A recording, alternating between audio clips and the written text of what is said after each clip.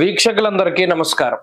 2025వ సంవత్సరం మే నెలలో ద్వాదశ రాశుల వారికి ఏ విధమైనటువంటి శుభాశుభ ఫలితాలు కలగబోతూ ఉన్నాయో తెలుసుకోవడానికి ముందు మే నెలలో ఉండేటువంటి ముఖ్యమైన గ్రహాల తాలూకు స్థితిగతులను గనక పరిశీలన చేస్తే మే నెల 7వ తారీఖున చాలా కాలంగా బుధుడు మీనరాశిలోనే సంచరిస్తూ ఉన్నారు. ఆయన తన యొక్క నీచ క్షేత్రాన్ని వదిలిపెట్టి మేషరాశిలోకి ఆయన సంక్రమణం చేయబోతూ ఉన్నారు. అనగా 7వ తారీఖు మే బుధుడు అశ్విని నక్షత్రంలోకి మారుతారు, అంటే మేషరాశి సంచారం. అలాగే 15వ తారీఖు మే 2 సంక్రమణాలు కనబడుతూ ఉన్నాయి. ఒకటి వృషభ సంక్రమణం, అనగా రవిగ్రహం వృషభ రాశిలోకి సంచారం చేస్తారు. తర్వాత పుష్కరాలు ప్రారంభమయ్యేటువంటి రోజు. అది ఎంత గొప్ప రోజు అంటే రవి సంక్రమణ పుణ్యకాలము మరియు గురుడు సంక్రమించేటువంటి పుణ్యకాలము 15వ తారీఖు నాడు చాలా గొప్ప రోజు. ఆ రోజునే 2 గ్రహాలు మారుతూ ఉన్నాయి. గురుడు మిథున రాశిలోకి ప్రవేశిస్తున్నారు, రవి వృషభంలోకి ప్రవేశిస్తున్నారు. అలాగే మే నెల 21వ తారీఖున రాహుకేతువుల యొక్క మార్పు, అనగా కుంభరాశిలోకి రాహు యొక్క మార్పు మరియు సింహరాశిలోకి కేతు యొక్క ప్రవేశం జరగబోతూ ఉన్నది. అలాగే మాసం చివరిలో బుధుడు మరలా మేషాన్ని వదిలిపెట్టి వృషభంలోకి వెళ్ళిపోతారు. మిగతా గ్రహాలన్నీ, అనగా శనేశ్వరుడు శుక్రుడు మీనరాశి యందు ఉన్నారు. అలాగే కుజుడు కర్కాటక రాశి యందు సంచారం చేస్తూ ఉన్నారు. ఇక్కడ చూడండి, ఈ మే నెల చాలా కీలకమైనటువంటి మాసం. దీర్ఘ సంచార గ్రహాలైనటువంటి గురుడు రాహుకేతువులు ఏకకాలం ముందు ఒకే నెలలో, రవి గురులు అయితే ఒకే రోజు మారుతూ ఉన్నారు. 6 రోజుల వ్యవధిలో గురు రాహుకేతువులు మారుతూ ఉన్నారు.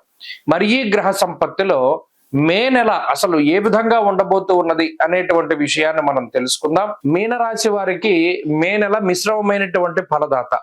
ప్రత్యేకించి గురుడు అర్ధాష్టమ గురుడుగా చతుర్థ స్థానమందు ప్రతికూలతను కలిగి ఉండేటువంటి స్థితి. కుజుడు పంచమ స్థానమందు, రవి 2వ స్థానాన్ని వదిలి తృతీయంలోకి వెళతారు మే 15 దాటాక. ఇది ఒక మంచి విషయం. జన్మ శుక్రుడు కొంత అనుకూలంగా ఉంటే ఇంకొక మనకి కొంతలో కొంత ఇది మనకి అనుకూలించేటువంటిది ఏంటి అంటే జన్మ రాహు యొక్క దోషం పోతోంది. జన్మ రాహు వెళ్ళిపోయి 12వ స్థానంలోకి రాహు వెళతారు. ఇది రాహు పీడే, కానీ షడ్గ్రహ కూటమిలో భాగంగా 6 గ్రహాల్లో చివరికి 2 గ్రహాలే మిగిలాయి. ఈ నెల తర్వాత కూడా 1 గ్రహమే ఉంటుంది. 5 గ్రహాలన్నీ కూడా స్థానాన్ని మారిపోతాయి. కాబట్టి రాహు వ్యయంలోకి వెళ్ళిపోతే కూడా కొంత బడ్డెం తగ్గుతుంది. అయితే ఇక్కడ ఒక్కొక్క గ్రహం ఫలితాన్ని చూసుకుంటే వ్యతిరేకతే కనబడుతుంది. దారిద్ర్యం, ధన నాశంచ, నేత్రపీడారి పోర్భయం. ప్రత్యేకించి మే నెలలో మీనరాశి వారు అందరూ జాగ్రత్తగా ఉండవలసింది దేని గురించి అంటే దొంగల భయం.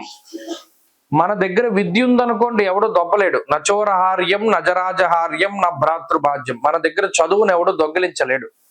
కానీ మన దగ్గర ఉండే ప్రాపర్టీసు, డబ్బు, బంగారము, విలువైనటువంటి వస్తువులు, ఎలక్ట్రానిక్ గ్యాడ్జెట్స్ ఇవి పోతూ ఉంటాయి. మీనరాశి వారు మే నెలలో దొంగల బారి నుండి చాలా జాగ్రత్తగా ఉండాలి. ఇంటి దొంగల నుండి మరీ జాగ్రత్తగా ఉండాలి. మీ విలువైనటువంటి వస్తువులు, డాక్యుమెంట్లు, ఫోటోలు, దాచిపెట్టుకున్నవి, ఎలక్ట్రానిక్ గుడ్స్, ఇలా ఏదైనా ఆఫీసుకి సంబంధించినవి ఎవరైనా సరే దొంగిలించడానికి అవకాశం ఉంటుంది. దానికి కారణం రాహు. వ్యయస్థానమందు అంటే మనకుండేటువంటి సంపద ఎలా పోతుంది అంటే పరుల పాలైపోతుంది, దొంగల పాలైపోతుంది అన్నాడు. దారిద్ర్యం, ధననాశంచ, నేత్రపీడ, రిపోర్ భయం. నిద్రపట్టదు. ఏదైనా వస్తువు పోతుందేమో లేదా పోయిందేమో అనేటువంటి భయం, భ్రాంతి కలుగుతూ ఉంటాయి. జన్మ శనేశ్వరుడు వ్యసనముల ద్వారా ధనాన్ని కోల్పోయేలా చేస్తాడు. జోదము, స్పెక్యులేషను, బెట్టింగ్, ఆన్లైన్ ట్రేడింగ్లు, ఇవాళ రకరకాలుగా డబ్బులు పోగొట్టుకోవడానికి మార్గాలు ఉన్నాయి కదా, వాటిలో డబ్బు పెట్టి పోగొట్టుకునేలా చేస్తారు. అర్ధాష్టమ గురుడు యాచనం, బుద్ధి చాంచల్యం, తేజోహానిర్ ధనర్వ్యయం. అక్కడ కూడా డబ్బు పోగొట్టుకునే స్థితినే చూపించాడు. అంటే బుర్ర పని చేయక డబ్బు పోతుంది. అంటే పలానా మనం పెట్టకూడని చోట పెట్టుబడులు పెట్టడం ద్వారా డబ్బు పోయాయి. అంటే ఇక్కడ ఎన్ని గ్రహాలు డబ్బు పోగొట్టుకోవడానికి కారణమవుతున్నాయి? గురుడు, శనేశ్వరుడు, రాహువు, ఇవన్నీ బలీయమైనటువంటి గ్రహాలు ధనాన్ని కోల్పోయేలా చేయడానికి. కాబట్టి మీనరాశి వారు ఏం చేయాలి అంటే ఆర్థిక క్రమశిక్షణ కలిగి ఉండాలి. ఎక్కడ రూపాయి పెట్టాలి, ఎక్కడ పెట్టకూడదు అనేటువంటి దాన్ని తెలుసుకోవాలి. ఏదైనా ముఖ్యమైనటువంటి వస్తువు ఉందనుకోండి, దాన్ని దాచుకోవాలి. అంతేగాని పబ్లిక్ గా మనం పెట్టడం ద్వారా దానికి ఎక్కడైనా కోల్పోయి సెల్ ఫోన్లు దొబ్బేస్తూ ఉంటారు, లేకపోతే ఎక్కడైనా పెడితే మనం జారి పడిపోతూ ఉంటాయి, జేబుల్లోంచి పోతూ ఉంటాయి.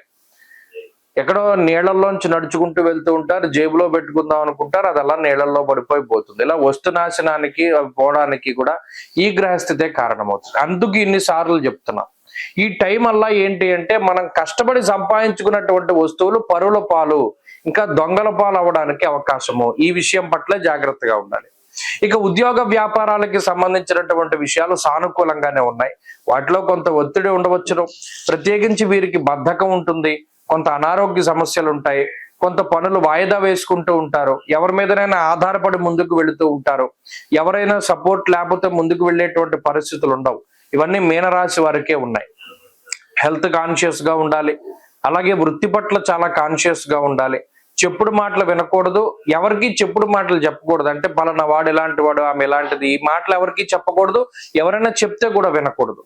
ఇటువంటి క్రమశిక్షణని, వాక్ అంటే మాటకి సంబంధించిన క్రమశిక్షణని, ఆర్థిక క్రమశిక్షణని పాటించగలిగి శారీరక వ్యాయామాన్ని చక్కగా పాటిస్తూ వేళకి తిని పడుకుంటూ ఉండడం, ఇటువంటివి చేస్తూ ఉంటే మీనరాశి వారు ఈ మే నెల కొంత బాగుండేటువంటి పరిస్థితులు ఉంటాయి.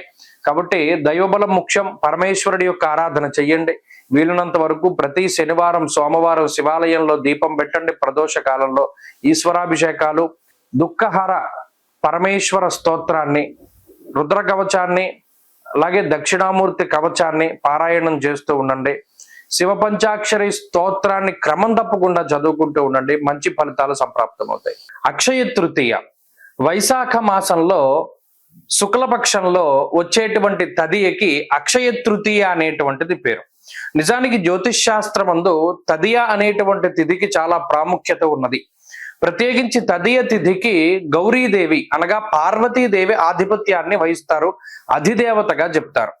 మరి వైశాఖ మాసంలో అక్షయ తృతీయ రోజున ఏ వస్తువులు కొంటే మనకి అదృష్ట యోగం పడుతుంది, ఏ వస్తువులను కొంటే దురదృష్టం పట్టి దరిద్ర లక్ష్మి ఇంట్లోకి వస్తుంది, అనగా అలక్ష్మీ దోషం పట్టుకుంటుంది అనేటువంటి విషయాల్ని ఈ వీడియో ద్వారా చాలా క్లుప్తంగా తెలుసుకునేటువంటి ప్రయత్నం చేద్దాం. చాలా మందిలో ఒక అపోహ ఉన్నది. ఏమిటి? ఈ వైశాఖ మాసంలో వచ్చేటువంటి అక్షయ తృతీయ రోజున గనక బంగారం కొంటే అది అక్షయమవుతుంది అనేటువంటి మాట. అంటే బంగారం కొంటూ ఉంటాము, లేదా ఒక ఆనవాయితీగా వస్తూ ఉన్నది. అక్షయ తృతీయ రోజున కనీసం 1 గ్రాము బంగారం అయినా సరే మనం కొనాలి అనేటువంటి విషయం. అయితే ఇది చాలా పొరపాటుగా వెళుతూ ఉన్నటువంటి పరిస్థితి. మరి ఏంటంటే నిజానికి అక్షయ తృతీయకు ఉన్నటువంటి ప్రాముఖ్యత అంటే, మీరు గమనించండి, వైశాఖ మాసంలోనే ఎండలు చాలా ఎక్కువగా ఉండడాన్ని మనం గమనించవచ్చును.